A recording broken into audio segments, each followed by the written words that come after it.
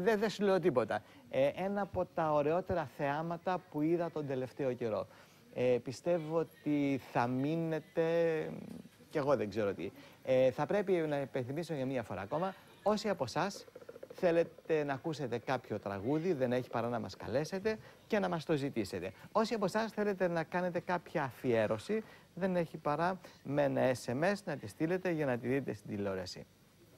Εμείς είμαστε έτοιμοι και περιμένουμε. Εμείς είμαστε έτοιμοι και περιμένουμε τώρα.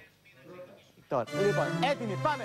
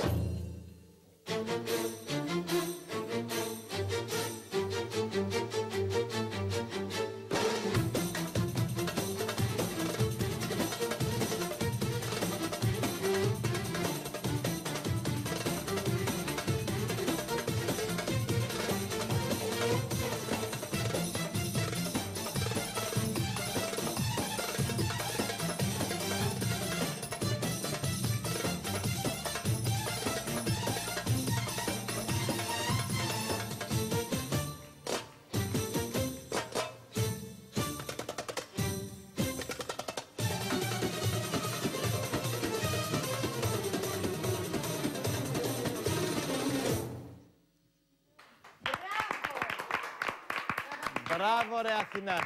Ευχαριστούμε πολύ Αθηνά. Καταπληκτικό. Μιλάμε για το κάτι άλλο, έτσι δεν είναι? Λοιπόν, να επαναλάβω, τα τηλεφωνικά μας νούμερα είναι στη διάθεσή σας και περιμένουν τώρα τις δικές σας παραγγελίες. Παραγγελιά λοιπόν και εμείς σίγουρα θα σας ικανοποιήσουμε. Έχουμε μαζί μας, ξεχάσαμε να πούμε, ότι να πούμε ένα... Λοιπόν, έχουμε κοντά μας τη Σεμίραμις, η οποία μπορεί να σας εξηγήσει το όνειρο που είδατε χτες το βράδυ. Για πες μου λίγο, Σεμίραμις, τι κάνεις? Μια χαρά Είσαι είμαι. καλά? Ναι, καλώς και περνάω ήρθες και σήμερα. Σε ευχαριστώ πάρα πολύ. Και είναι σαν όνειρο πραγματικά όλο αυτό. Όντως. Είναι μαγεία. Εσύ που ξέρεις από αυτά τα μέρη, πιστεύω ότι Ναι, όντως είναι πάρα πολύ. Το θέμα δεν μου λες με το σκίτσο, πώς πάμε εκεί κάτω. Εδώ έχουμε κάνει πάρα πολλή δουλειά. Ζωγραφίσαμε και την Αθηνά.